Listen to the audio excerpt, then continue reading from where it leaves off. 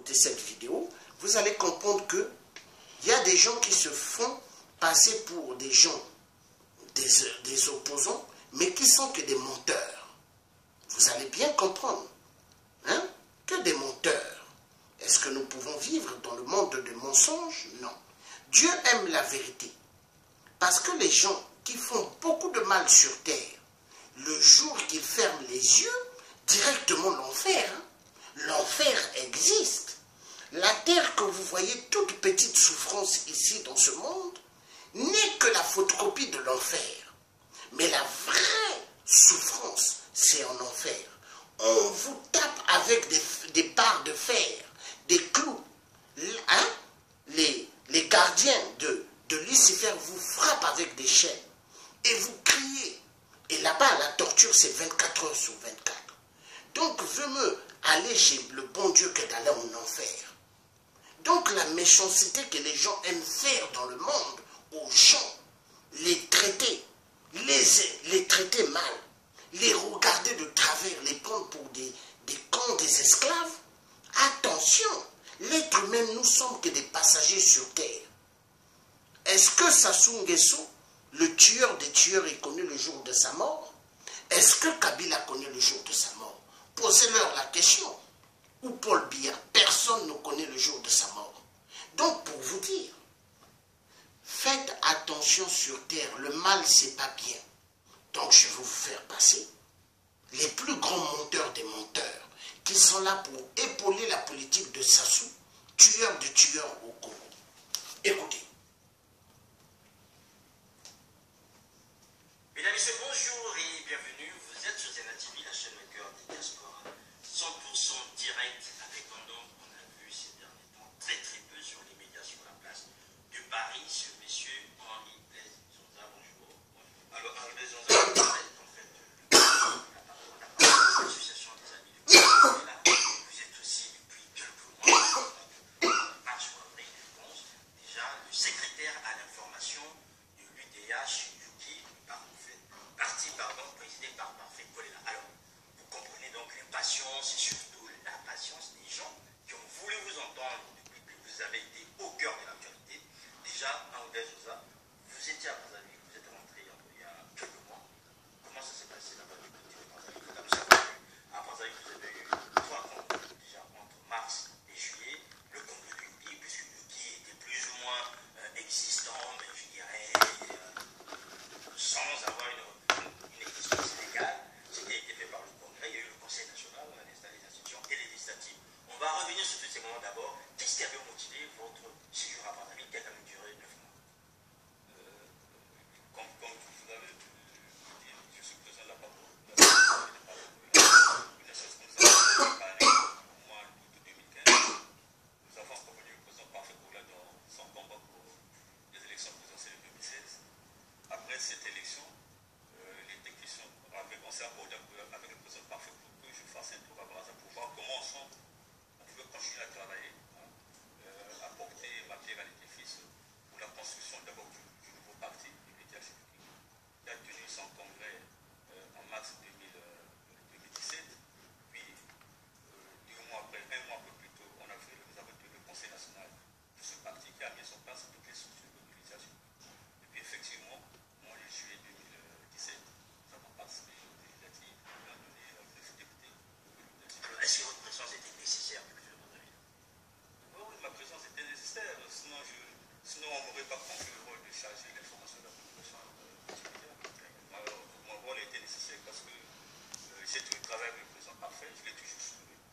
Et voilà ce qui fait qu'aujourd'hui,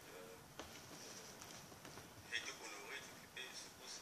Alors, on va aller directement au vif du sujet, André Zonza, ce congrès qui va être organisé au mois de mars. Entre-temps, Kolela Parfait est quasiment accusé de tout. Dans quel état d'esprit pour organiser ce congrès? Est-ce qu'il est serein ou bien il se dit, moi je dois démontrer aux autres que je suis un grand leader, il faut que ce parti, puisqu'il avait du mal en fait à le faire reconnaître légalement, il faut que ce parti arrive jusqu'au bout, que ce congrès se tienne, comme ça les autres en face vont bien comprendre que moi aussi je suis un leader, et malgré le fait que le MCDD est parti du côté de son frère, il pouvait toujours continuer à exister en tant que leader politique. Effectivement, vous savez, le président Parfait avant il était secrétaire général du MCDD, mais le parti lui a été la vie. Il s'est présenté à l'élection présidentielle en tant qu'indépendant.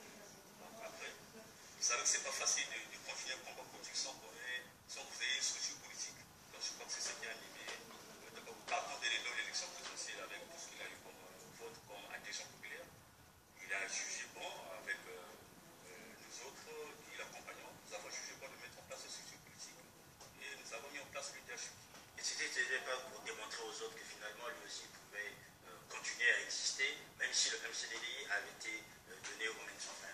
Non, le but, c'est pas de montrer quoi que ce soit aux autres. Le but, c'est qu'est-ce qu'on veut faire du pays. Enfin, voilà, c'est une idée politique très importante dans notre pays. Qui a pensé qu'il fallait qu'il y ait un instrument de combat politique propre à lui. Parce que le MCD, lui étant ravi, il a été donné à son petit frère dans des là. Donc, il fallait qu'il y ait un instrument politique. Et c'est ce qu'on a fait. Voilà, ce que vous avez fait, on a bien vu. Alors, il y a eu le Conseil national au mois d'avril, mais finalement, on a l'impression qu'on prend les mêmes recommences. En fait, c'est vrai que toute l'équipe qui était déjà avec là du côté de la MCDI, ceux qui nous sont restés fidèles, nous sont revenus en fait dans le Yuki, et surtout des nouveaux, on n'en a pas vu beaucoup, notamment ici au sein de la diaspora, dehors de vous-même.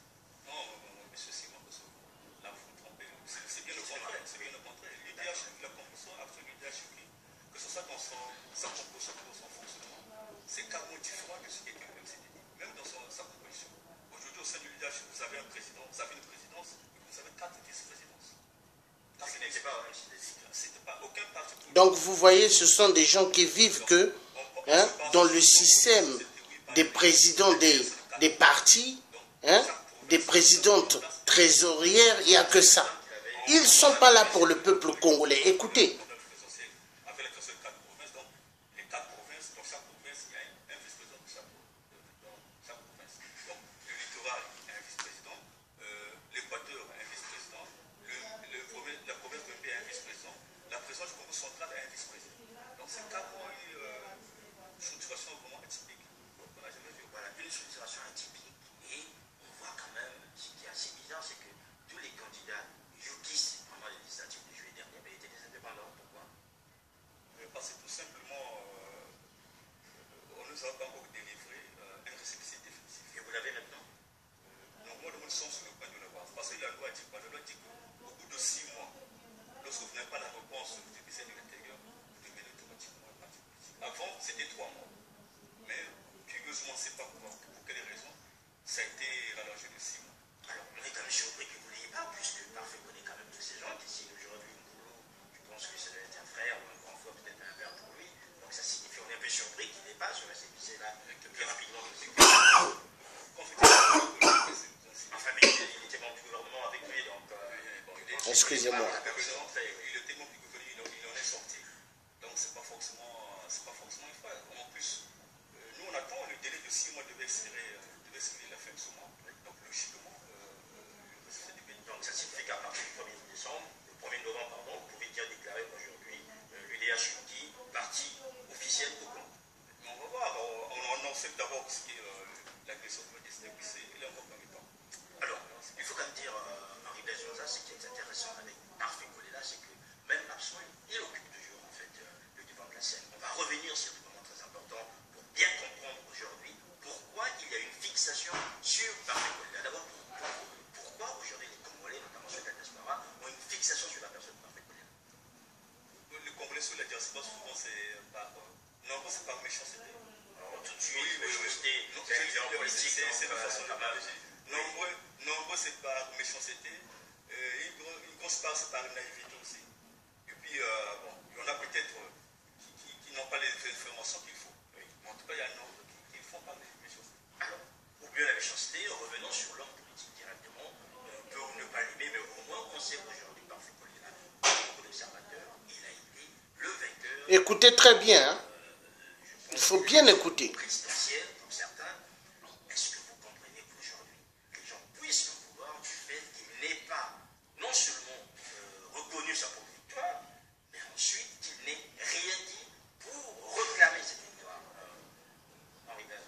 Mais mon cher, je crois que les gens le disent à tort. Donc il a échoué en fait. Aujourd'hui, vous lui dites officiellement que Parfait Kolela était peut-être 2e ou 3e, mais c'est ça ce qui est le vainqueur. Le problème, c'est pas cela.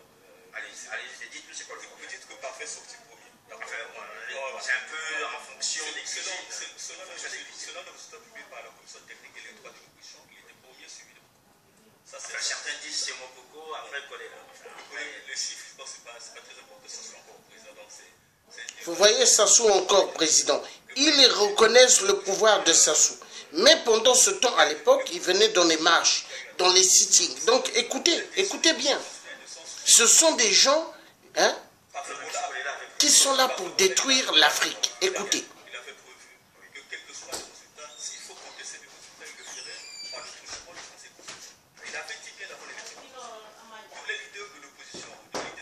Écoutez bien. Hein.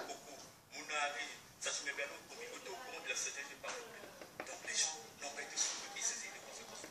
Moi, les gens oublient que mon dit que c'est les conséquences. Les gens font son peu. Mais Parfait Poulela avait déjà dit, s'il était député, qu'il allait effectivement, au niveau de la Cour africaine. c'est ça non plus. Non, avant il n'avait pas parlé de la Cour africaine. Avant il n'avait parlé de saisir le conseil constitutionnel. C'est ce qu'il avait fait, mais après il y a eu, à un moment donné, ce discours sur le conseil. Voilà. Mais ça n'a pas abouti parce que la procédure est longue, il y a beaucoup de conditions. Il s'est tombé quand finalement il reconnaissait la victoire de M. Sassou Nguesso, donc à la limite, il n'y avait plus de quoi aller plus loin. Non, c'est pas tellement ça. Moi, je reviens sur Oui, allez-y. beaucoup devait porter l'affaire au conseil constitutionnel aussi. Vous vous rappelez du débat qu'il y a eu entre le professeur Barbeau et Barbeau et Filleman à l'époque. Il y a eu juste un problème d'interprétation des textes. Mais sinon, le président Mokoko était prêt à saisir le conseil constitutionnel. Et s'il avait saisi le conseil constitutionnel, quelle devait être sa réaction? Étant donné que les décisions du conseil constitutionnel ne sont sous ce type de quel mot. Donc, je crois que ça, c'est un faux débat. Nous avons, Parfait Poulela bien dit qu'il y a eu un haut double électoral, mais le conseil constitutionnel a validé l'élection du président Sassou Nguesso. Le président Parfait Poulela, c'est un légaliste qui a pris acte. Donc, oui, disons, voilà pourquoi en tout cas, il avait parlé d'une victoire modeste. Ça veut dire qu'il a reconnu, en fait, la victoire de Sassou Nguesso. Prendre acte aussi reconnaître, puisqu'aujourd'hui, il n'a plus aucun. Quel que soit le mot, même mon frère, ceux qui disent que ce soit un président de fait, c'est pas une façon de dire que ce soit un président, même si le président de fait. Quelqu'un qui fait un coup d'État, par exemple, quand le président Sassou est revenu en 97 au pouvoir, au début de l'élection, c'était un putschiste, mais ils ont fini par l'appeler par le président. Donc c'est ça aussi la politique. Il faut tenir compte des réalités du moment, tenir compte des rapports de force. Le président Sassou Nguesso a été déclaré président par le Conseil constitutionnel. Nous avons dit que nous savons que c'était un rôle de. Vous voyez, le président Sassou Nguesso, à l'époque, eux, ils ne parlaient pas comme ça, ils reconnaissent le pouvoir de Sassou. Donc, écoutez bien, les fausses oppositions, écoutez bien. Hein? Vous contestez la relation filiale. Voilà pourquoi l'Afrique va mal. Il n'y a aucune relation filiale. Enfin, c'est plus qu'il appelle papa, donc son père, Bernard. Quelqu'un qui tue immensément aux poules. Il crève les yeux des enfants. On l'appelle président. Regardez les gens qui se disent opposants. C'est malheureux. Hein? Mais ça n'a rien à voir avec la politique. Vous savez, même un père et un fils, il va avoir des contradictions. Ce n'est pas pour autant que Parfait Poulela ne va pas critiquer Sassou. Mais pourquoi s'est présenté candidat à l'élection présidentielle? Si Sassou est tout le monde s'en fait. Donc il y a des relations, il y a le respect par rapport à l'âge. On peut dire. Quand quelqu'un tue le peuple, est-ce qu'on doit l'appeler par papa? Un opposant ne peut pas appeler celui qui a volé les élections par papa et celui qui a tué son père. Donc c'est pour vous dire, nous avons affaire à des faux opposants. Des gens qui sont là pour l'argent, qui ne sont pas là pour le peuple. C'est comme dans des familles, il y a des gens qui n'aiment pas en réalité leur propre mère, mais ils aiment l'argent de leur mère. Ils aiment l'argent de leur père. Hein, et ils aiment les maisons de leur père ou de leur mère ou les terrains. Vous avez des gens comme ça dans des familles. Donc, exactement comme les faux opposants. Voilà. Et c'est ce que nous, on est en train de faire un travail immense pour en découdre avec des virus de ce genre. Parce qu'on a besoin d'une Afrique meilleure. Et non une Afrique de mensonges. Écoutez bien, vous allez comprendre. Ça, on ne va pas vous apprendre ça au lycée, ni à l'université. Moi, je n'ai pas fait l'université, mais regardez, j'ai une tête. Les avocats des médecins m'écoutent. Il y a des gens que je connais qui sont des médecins, des avocats, me disent deux fois, mais la manière que tu parles, le tien, africain, mais c'est comme si tu as fait des grandes études, master, mais je n'ai pas fait ce genre d'études. Parce que je n'ai pas envie d'avoir le cerveau de l'homme blanc qui tue l'homme noir. Écoutez bien. C'était dans le cadre d'une alliance normale entre le MCDD et le PCD. Mais ça, c'est avant. Ça, c'est avant que Parfait ne soit candidat à l'élection présidentielle. Moi, vous savez, quand Parfait était ministre, moi, je le soutenais. Ça me paraît bizarre. Mais parce que moi, je n'avais jamais accepté l'alliance entre le PCD et le MCDD. Je n'avais jamais accepté. Donc, j'ai commencé à soutenir Parfait lorsqu'il a commencé, en tant que ministre, lorsqu'il a commencé à se démarquer de l'alliance avec le PCD. Est-ce que vous voyez? Donc, moi, tout ce qui est avant, les relations entre le MCDI et le PCD, moi franchement j'étais à l'écart de ces outils. Alors, par rapport à tout ce que j'ai dit sur Parfait Poulela, est-il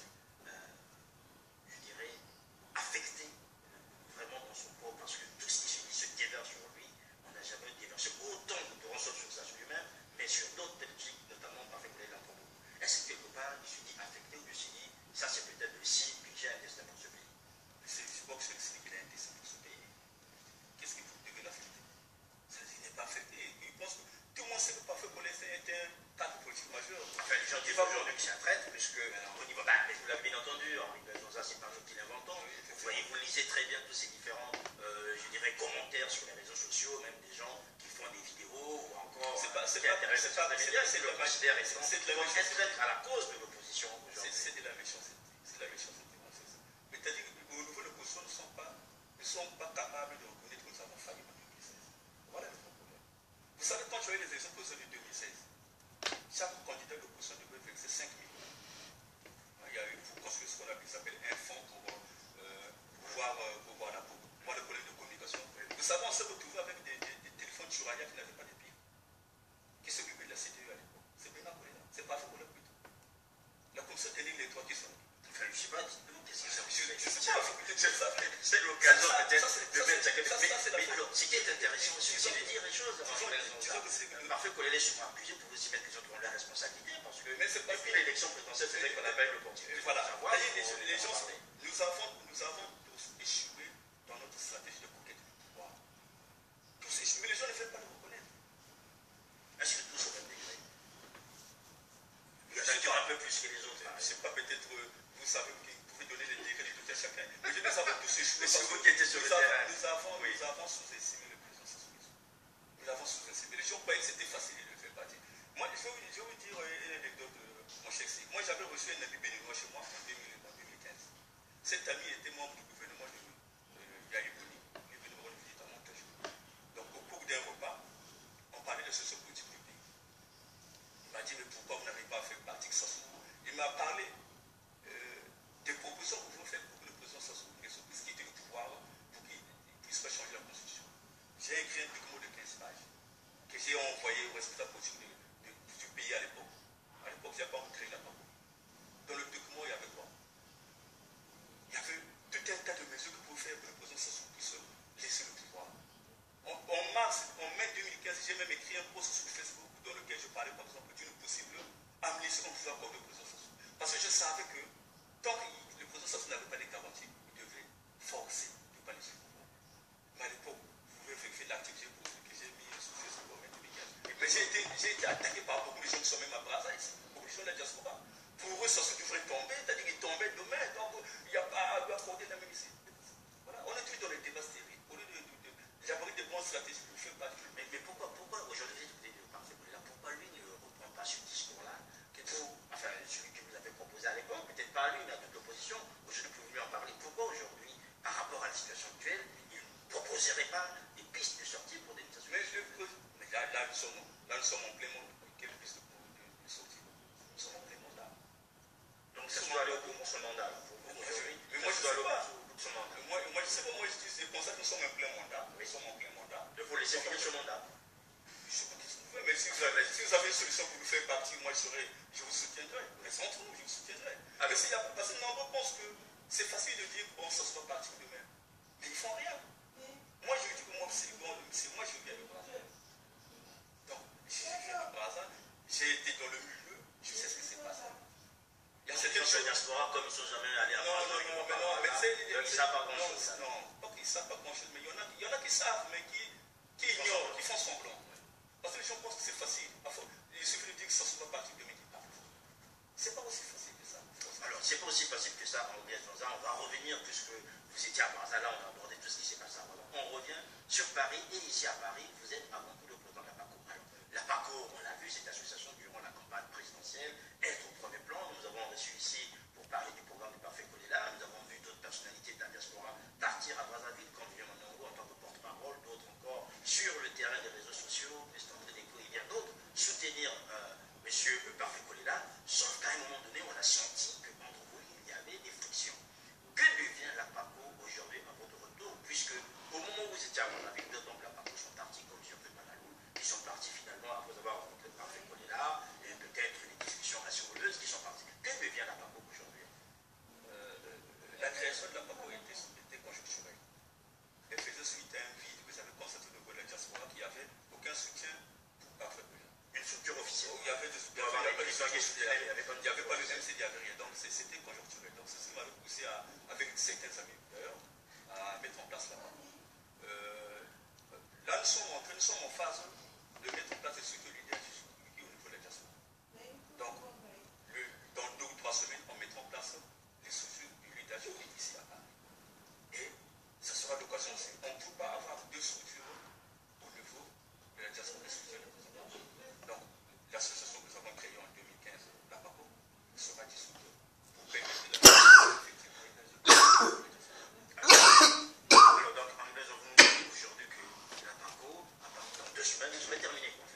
2 semaines, dès lors qu'on met en place le leadership de la diaspora, la PACO sera dissoute. Pourquoi finalement? Alors que la PACO a fait ses preuves, puisqu'elle a pu accompagner Parfait Kolela là-bas, avec des acteurs comme vous-même, je disais comme Vivier Mandongo, avec des soutiens qui étaient là présents. Effectivement, je vous explique que la création de la PACO était conjoncturelle. Là, par exemple, moi, je suis le président de la PACO, je suis en même temps le chargé de la publication multimédia du parti. Donc, je ne peux pas en même temps m'occuper de la PACO. Enfin, il y a d'autres personnes, il y a d'autres cadres dans la PACO qui peuvent bien s'occuper d'associations. Même si vous partez, qu'est-ce qui explique qu'il n'y ait pas des gens aujourd'hui capables de reprendre la PACO? Oui, mais la PACO répondait à un souci qui était là. Donc, ce souci étant réglé, va être réglé avec la mise en place du leader du pays. Donc, je vois que le rôle de la PACO ne peut pas être. donc à ce moment, est-ce que vous demandez à tous les membres de la PACO de continuer à vous suivre, ou bien chacun peut prendre sa liberté et puis continuer son chemin? Moi, je demanderais à tous les membres de la PACO déjà d'intégrer les structures de l'ISAG qui seront mises en place d'ici 2 ou 3 semaines. Et puis, comme on dit, chacun est libre. Parce que tous ceux qui étaient là, PACO, n'auront peut-être ne vont pas vouloir intégrer la leadership du pays. Ça, c'est la liberté qui est donnée à tout un chacun de développement. C'est bien de manifester cette pression de liberté. Il y a un homme qui a pris cette liberté par rapport à Parfait Kolela. C'est son porte-parole qu'on a vu, en fait, sur place à Brazzaville, évidemment. Qu'est-ce qui s'est passé finalement? A-t-il été ingrat vis-à-vis de Parfait Kolela ou bien ils ne se sont pas retrouvés? Moi, je ne peux pas, sérieusement, moi, je ne peux pas répondre à cette question. Oui, la question de la poser à Vivier-Madame. Vivier-Madame, pour moi, c'est un frère. C'est un frère. D'abord, un frère ou peut-être un petit frère. C'est les moyens. Donc, nous avons travaillé ensemble. Mais qu'est-ce qu'il fait à un moment donné avec... Donc écoutez bien ce qu'il est en train de dire. C'est des gens comme ça qui ont abîmé, qui sont en train d'abîmer l'Afrique. Écoutez bien, tous des menteurs. Écoutez bien. Du jour au lendemain partir, Écoutez bien. Tous des menteurs. Les États, les raisons qui ont procédé maintenant. Donc vous n'en savez rien. Moi, il est parti aussi. Son départ de la PACO, qu'est-ce que vous en dites? Oui, il est toujours membre de la PACO jusqu'aujourd'hui. Il n'a jamais démissionné de la PACO. Oui. Il n'a jamais démissionné. D'abord, il n'a jamais démissionné de la PACO. D'ailleurs, dans la lettre de démission de Vivier-Madame, qui a été rendue publique, il n'a pas donné les raisons exactes de son départ. Il a dit que tout simplement, il a eu le courage de se départ. Mais il n'a pas donné les détails. Donc c'est pas un courageux en fait. Non, je sais pas. Peut-être pendant la tempête, donc vous dites qu'aujourd'hui Vivier-Madame, pendant la tempête, ben, il n'a pas eu le courage puisque Parfait Kolela quasiment de partout. Je pense pas. Il doit avoir ses raisons pour se poser la question. Moi, je ne peux pas répondre à ça. Alors, peut-être que vous répondrez sans doute pas aussi à la place de personnes, c'est M. Deco et Makama. Ce sont des personnes qu'on a vu aussi à vos côtés, mais qui ont été déjà très critiques vis-à-vis de vous par rapport à la gestion de la PACO. On les a vu aussi quasiment retourner leurs épées contre Parfait Kolela à un moment donné. Et jusqu'à aujourd'hui, on sent quand même que quand il impose par rapport à Parfait Kolela, ils ont surlevé le micro. Vous savez, moi, j'ai du mal à parler de mes anciens amis. Vous êtes amis aujourd'hui? Bon, moi, mes anciens amis de la PACO, c'est que oui. Vous savez, moi, je suis le président de la PACO, je suis encore président de la PACO. Donc, j'ai vu tout ce monde-là venir. J'ai vu Vivien venir, j'ai vu Deco venir, j'ai vu Makama venir. Vivien, c'est moi qui l'ai envoyé chez Parfait Kolela et j'ai fait qu'il devienne le porte-parole. Bon. Les Deco, ils sont arrivés à la PACO, on a fait un travail formidable. Et puis, certains de nous prennent son chemin, ils ne sont plus avec Parfait Kolela. Qu'est-ce qui explique? Bon, donc, je vais parler là. Donc, vous voyez, quand vous suivez depuis le parcours du président de la PACO, comment il est en train de parler, il parle que de Parfait Kolela, un individu. Mais Parfait Kolela, à l'époque de son père qui est Bernard Kolela, la bande des 17, parce que tous ces anciens-là, moi, je connais pas mal l'histoire de mon pays par rapport à mon oncle, le premier président du Congo, Fulbert Yulu.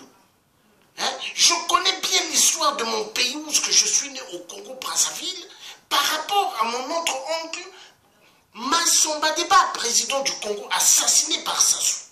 Et je connais bien aussi l'histoire du Congo par rapport à mon oncle, Monseigneur Kombo, qui a été président de la conférence nationale. Donc je connais bien toute la politique des gens barbares. Mais la politique des gens barbares au Congo est une politique à la française. Parce que quand vous regardez bien la politique française, c'est l'histoire familiale des hommes politiques français est égale la barbarie dans toute l'Afrique centrale. Est-ce que vous comprenez? On ne peut pas imaginer que des pays en Afrique, là où il y a le pétrole, là où il y a le gaz, là où il y a le diamant, là où il y a le coltan, là où il y a des forêts immenses de bois, et que le peuple souffre de faim, que les enfants n'aillent pas à l'école. Mais moi, je suis contre. Quand on écarte des enfants de l'éducation nationale, c'est pourrir toute une existence de toute génération. Moi, je suis contre ceux qui écartent les enfants de l'éducation nationale. Comme en France, il y a une politique barbare, dans l'éducation nationale, on écarte les enfants de l'éducation nationale, soit disant qu'ils sont violentes ou violents. On ne doit pas écarter un enfant de l'éducation nationale. Donc ça prouve que nous vivons dans une société sauvage, une société de barbarie, une société de haine. Et c'est cette société, la société, quand vous écoutez Emmanuel Macron, le nouveau président, qui n'est qu'un gaulliste, qui fait la politique du général de Gaulle, l'homme le plus dangereux général de Gaulle, qui a détruit toute notre Afrique. Voilà pourquoi moi j'ai dit, toutes les statuettes de général de Gaulle devront être dynamitées en Afrique. Quand nous allons dynamiter les statuettes de général de Gaulle en Afrique, l'esprit du peuple africain noir vont s'ouvrir, parce que l'esprit du peuple africain est endormi à cause des statuettes de général de Gaulle. Il faut dynamiter ces statuettes-là. Et là où il y a des ruelles au nom du général de Gaulle, il faut enlever cela. Est-ce qu'en France, il y a une ruelle Patrice Lumumba? Est-ce qu'il y a une rue du premier président du Sénégal, ici à Paris? Est-ce qu'il y a un boulevard ici de Thomas Sankara? Mais en Afrique, des boulevards Général de Gaulle, une petite ruelle Général de Gaulle. Non, mais attendez, mais c'est quoi? Mais c'est quoi? Il y a un problème. Est-ce que ici à Paris, aux Champs-Élysées, ou dans n'importe quel coin de France, il y a une ruelle qui est écrite « Ruelle des tirailleurs africains » ? Non. Et pourtant, ce sont les tirailleurs africains qui ont libéré la France de merde. La France de merde où on maltraite l'homme noir, où on maltraite l'individu. Mais il y a un problème. Voilà pourquoi la France en marche n'est que la France dans la dictature. Emmanuel Macron aime les dictateurs. Et tous ceux qui suivent Emmanuel Macron actuellement sont des complices des crimes en Afrique. Tous ceux qui vont suivre le parti de la France en marche sont des complices du sang qui coule en Afrique, sont des complices des viols en Afrique. Parce que Emmanuel Macron, vous avez vu des photos, grand sourire d'éclat avec Sassou Nguesso, grand sourire d'éclat avec Paul Biya, grand sourire d'éclat avec Ali Bongo, les gens qui tuent immensement, les gens qui violentent sexuellement les femmes en Afrique, qui les tuent ainsi que des enfants. Il y a problème. Maintenant, le président de la PACO qui a dit c'est pas facile de faire partir Sassou. Il raconte des histoires. Moi qui étais un ancien militaire dans l'armée française, sergent, c'est très facile de faire partir Sassou. Vous savez comment? Plusieurs balles en pleine nuque. Je l'ai toujours dit, on tire Sassou plusieurs balles en pleine nuque, on a fini avec lui. Mais c'est comme ça. C'est comme ça. Quelqu'un de barbare, il faut amener la barbarie. Oui, la barbarie. Kabila que vous voyez en RDC, pour le faire partir, plusieurs balles en pleine nuque. Il n'y a que comme ça. Paul Biya, pour le faire partir, plusieurs balles en pleine nuque. Les dictateurs, il ne faut pas aller aux élections présidentielles, il ne faut pas aller aux législatives avec eux, il faut être des barbares comme le système de la France barbarie. Parce que l'histoire familiale des hommes politiques français est égale la barbarie dans toute l'Afrique centrale. Vous voyez? Donc, ce que le président de la PACO venait de raconter, pour moi, ce n'est que du blabla. Parce que, à l'époque, des grandes marches. Il était là, à l'époque des sittings. Il était à côté de nous. Mais vous avez vu, il était au Congo-Brazzaville. Hein? Il était au Congo-Brazzaville. Mais ça signifie tout. Hein? C'est aberrant. Excusez-moi. Allô? Oui, il faudrait que les gens soient des gens vrais. Pour la libération de l'Afrique, nous avons besoin des gens qui puissent travailler réellement pour libérer l'Afrique.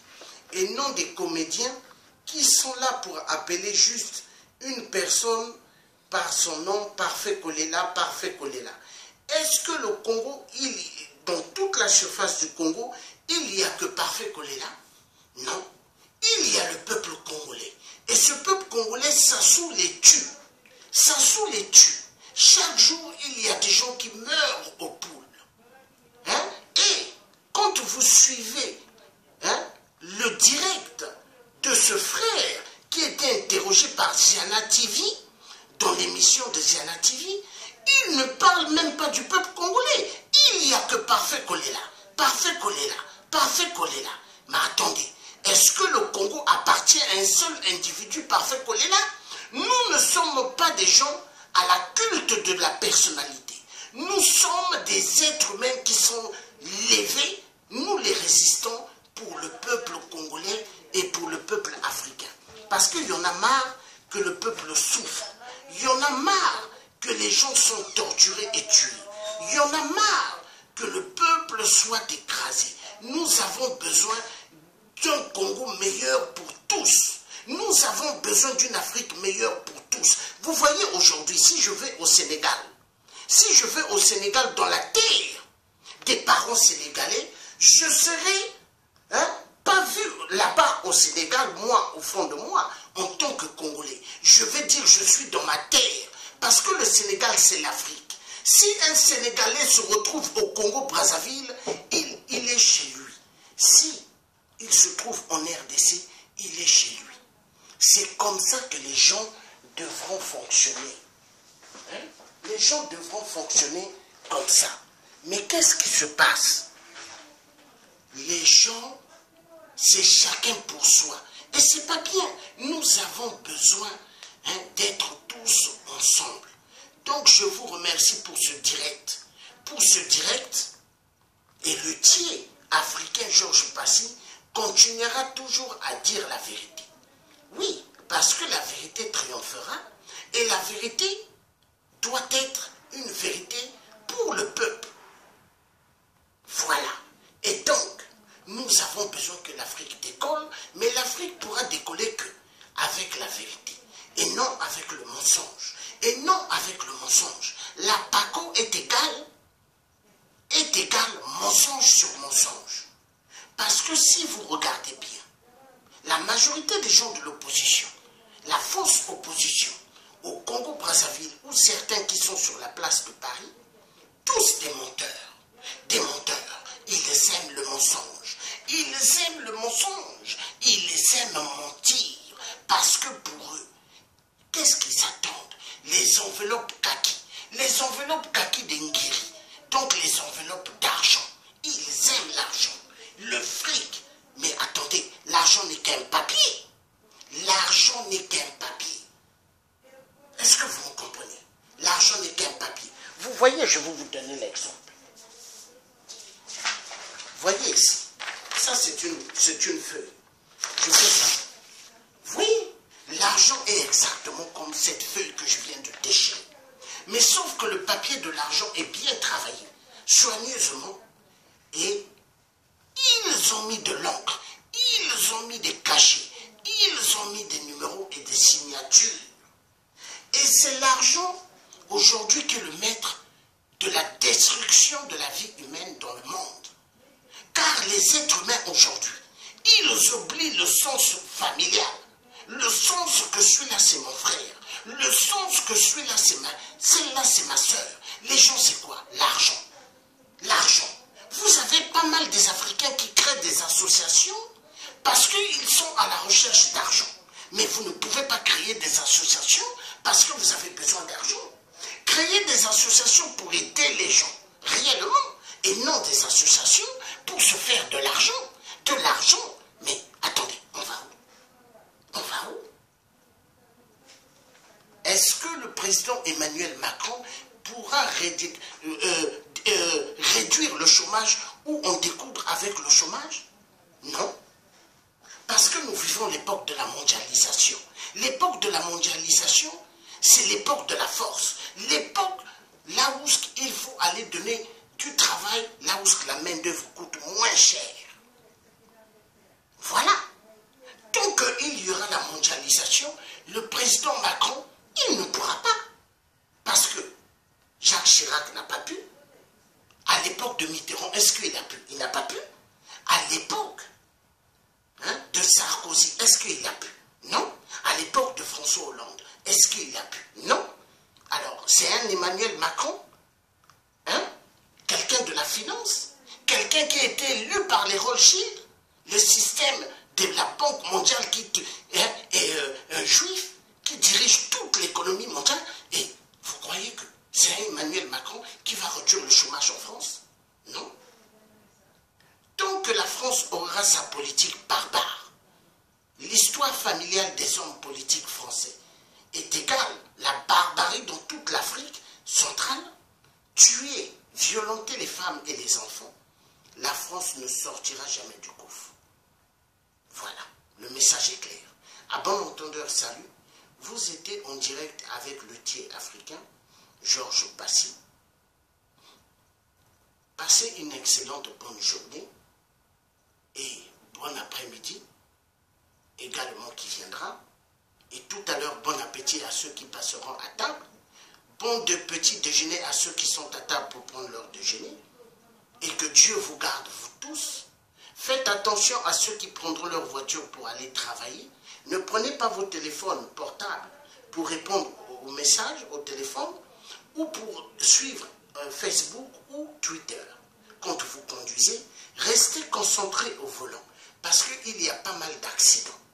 Votre femme a besoin que vous reveniez en vif à la maison.